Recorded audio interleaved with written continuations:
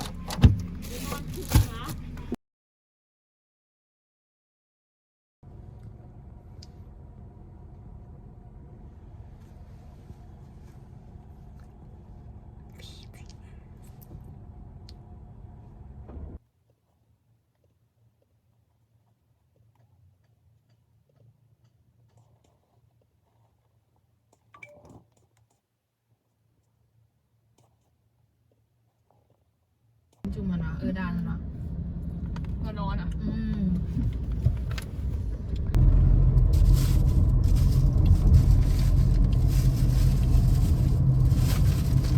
ช็อกโกแลตไหม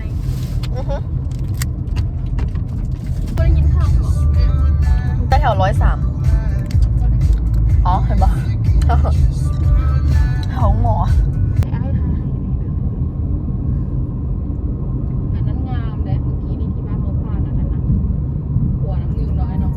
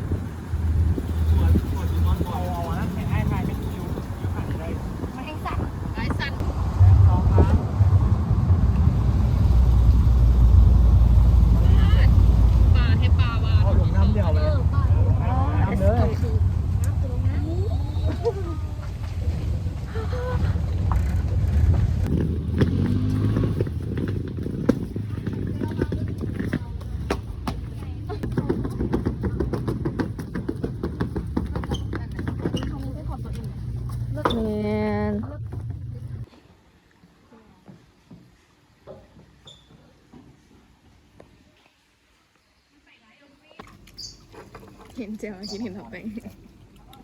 กินเห็นเริ่มใส่ไฟแมลงไอ้ครับมือได้สองน้องกินได้น่าจะดังบนคนเมากูบุษบายเลยทุนน่ากินบ่ได้ใช่ไหมนะหักจากคุณบ่ได้มั้งหรือว่ากินได้หรอหนักสักอย่างเป็นอะไรเหยียบแขนข้างไว้แล้วเล็งแห้งมากับไฟไปเสื้อแล้วครับคุณบอกคนเขาผ่ามีซื้อทุกคนยังเหมือนไอ้เสียงติดไอ้นกไอ้แซมอะไรปีกเป็นเพื่อนกันไอ้รัดตัวจากก่อนละไอ้รัดมันตีนะเฮ้ยใจมาเพิ่มบ่ได้เลยอุ้ยนี่ป้าเทไปโดนมึงเนาะดำขาวเอามีแต่ปุ้ยสีเหลืองเดียวคนอะไรไม่เข้าพูดแดดอันนี้คือเบรกแล้วมันที่ผมไปใส่เอาปล่อยนี่มันก็ไปก กูคือมันซิง เอาพูดได้เลย That's okay so far so good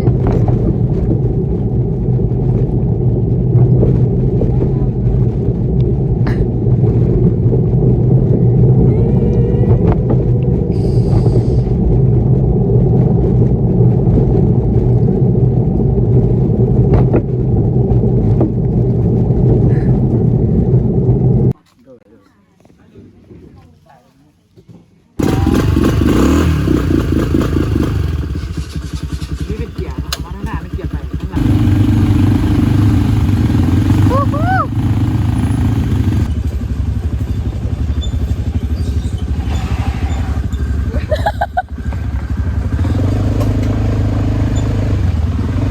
นี่นางขับรถบัสมันตั้งเอียดหยอกเองเธอกะลิงไปพังนั้นเลยล่ะสั่งสั่งสุดสั่ง เ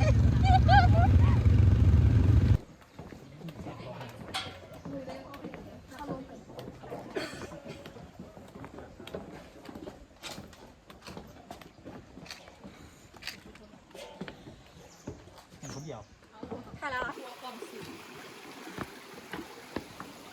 นะ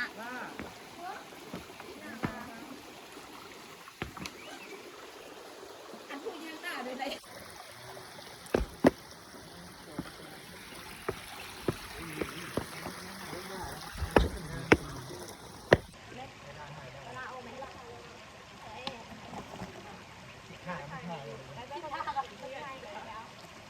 แหมเพื่อถ่ายเขาหรือถ่ายอีฟี่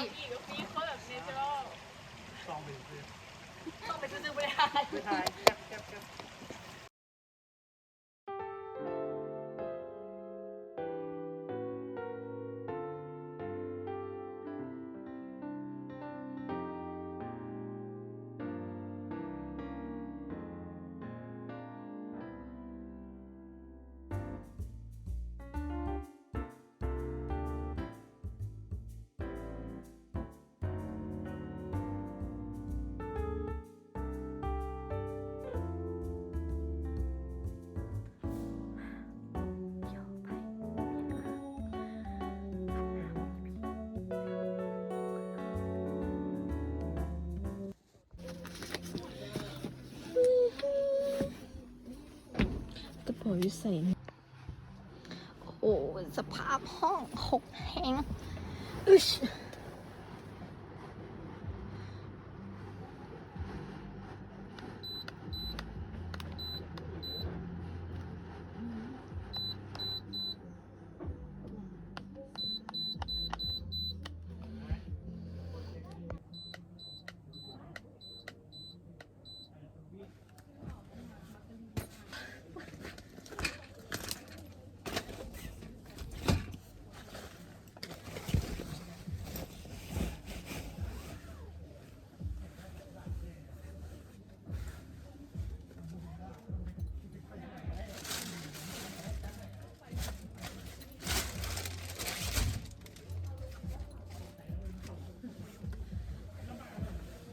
ขอบคุณขอบคุณอะไรมาทำผัดกันกินกระจาดกัน พี่ก็ได้เฮียนกับไอ้ป้อมอ่ะ เฮียนเทแล้วจือซูพี่สวย รุ่นน้องไอ้ขับเบิร์ดเนี่ยยังที่บอกอ่ะอันฝากอยู่เลยเด้อไอ้ป้อมมารถอันให้เราบอกรถวันน้องไอ้น้อยไอ้สัน เขาใจดีเด้อเนาะไอ้เนาะ ใจดี แล้วกันถ้าเรากระสอนดี อันนี้ก็เฮียนมสอันนี้ก็มส อาจารย์เนี่ย มีสั่น กินพร้อมปี้ ขับเบิร์ดรถ แม่นแม่นจาน พี่ นี้ กินขับเบิร์ด จานเอ็ก ลืมด้วย ก็อย่างไม่จือซื้ออาจารย์ตัด เข้าเฮียน3-4 เดือนนึงจะไปจื้อจังไดทุกเมื่อได้ขึ้นปี2เทอม2 เรียนออนไลน์มันจาน เฮียนแต่ปีหนึ่งสมองเฮ้ยว่ะป้าบ่ได้อย่างไรได้ จะได้เดียวแล้วปีนึง ทันมา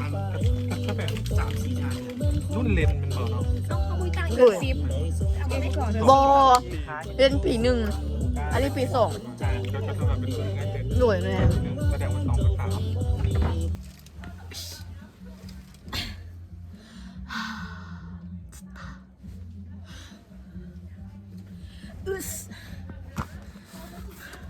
อยู่ในวนตัวเอง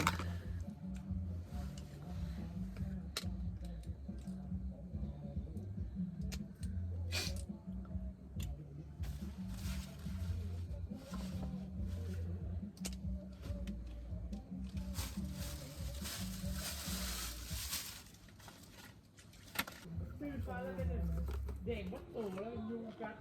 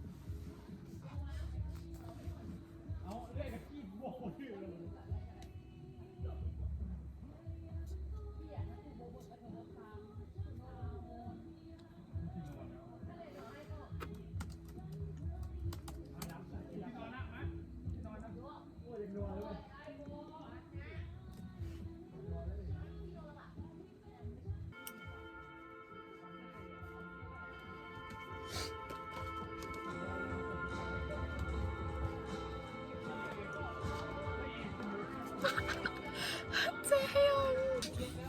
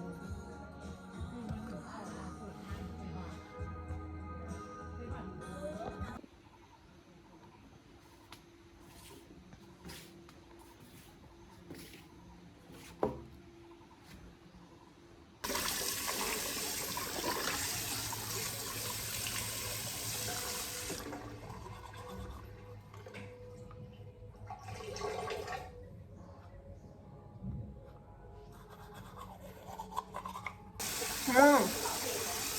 ะฟังเพลงบอสิวะเปิดละหมีเนี่ย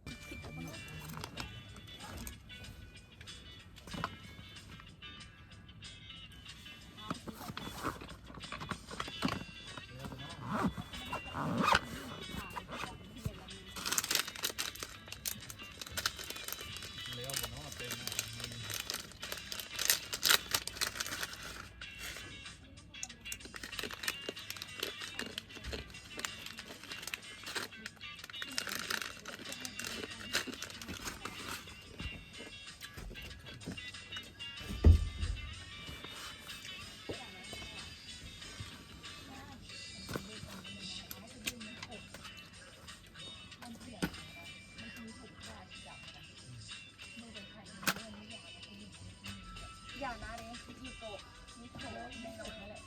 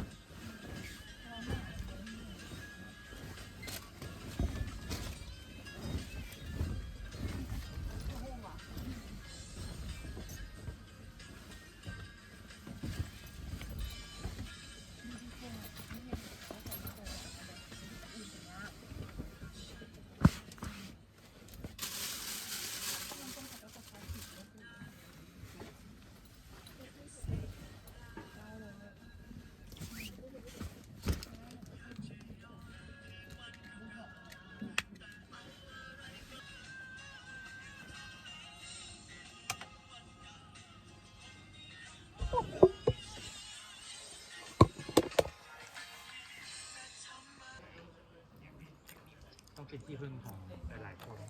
เป็นที่พึ่งงานเขาเป็นเยอะเลย ความเป็นที่พึ่งของเราเลย ตัวไหลอ่ะตนเป็นที่พึ่งของตน โอ้ยต้องแบบเพื่อนหลาย โคตรหลายเลย ที่สองก็ได้เฮียเล็กเยอะ นาจะกี้นะต้องใครเล่นในเนี่ยห้องเลาะเป็นโคตรหลายเขาเล่น บัวปียูนะ ถึงสอง บริหารซีห้องบ่เคยมีในประวัติศาสตร์ จนบุญ มี เป็น ปีนี่ทีเดียวบริหารห้องนี้ ที่เห็นเป็นไหนวะห้องเราจะคนวันนี้40 50 40 บาท เป็นหรอ เด็กๆขึ้นแน่ๆของกูก็ได้ขึ้นตอนมื้อนี้ได้70,000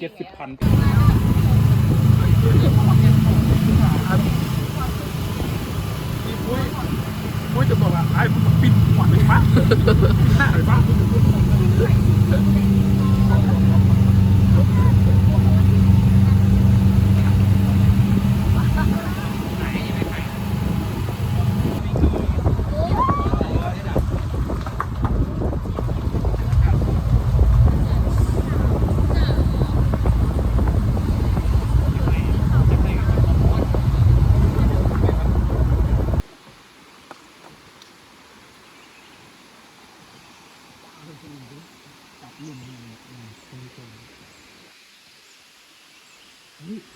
อุ้ย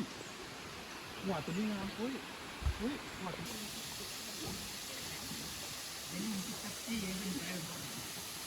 เด็ด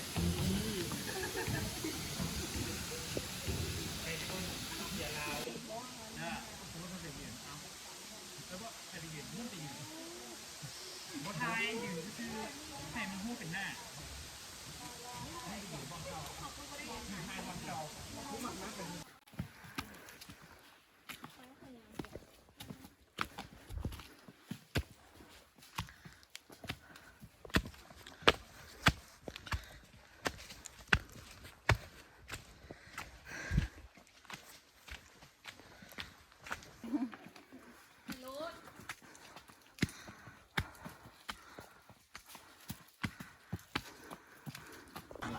ถึงแบบจันจ้าดูจ้ะดูจ้ะ ดูส่วนกูก็จะกินลาย นั่นนะ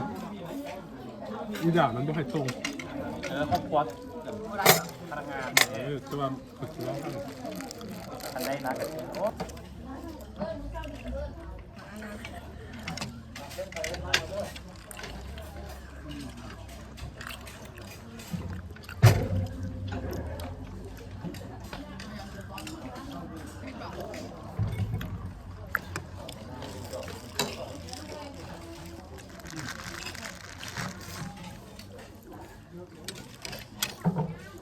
ซีเบอร์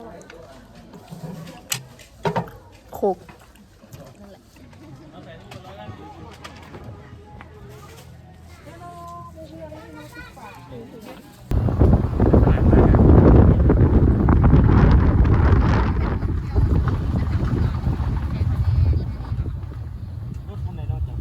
อยู่แถวกลางเลยบอลใกล้เห็นทางนี้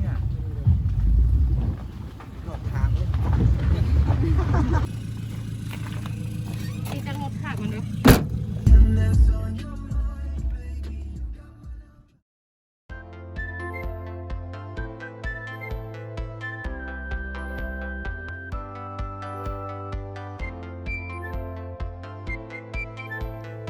ท้ายที่สุดนี้ฟี่ก็หวังว่าปี 2021 ของทุกคน จะเต็มไปด้วยบทเรียนอันล้ำค่าและทุกคนจะได้เรียนรู้อย่างหลายๆอย่างจากมัน และก็ยังหวังว่าปี 2022 จะเป็นปีที่ทุกคนได้เรียนรู้ได้เจอสิ่งดีๆได้เจอผู้คนใหม่ๆ Fun is yours you defined it อย่าลืมขอให้ทุกคน enjoy ชีวิตและก็เก็บเกี่ยวอย่างหลายๆอย่างมาเป็นบทเรียนและก็ go for it Happy 2022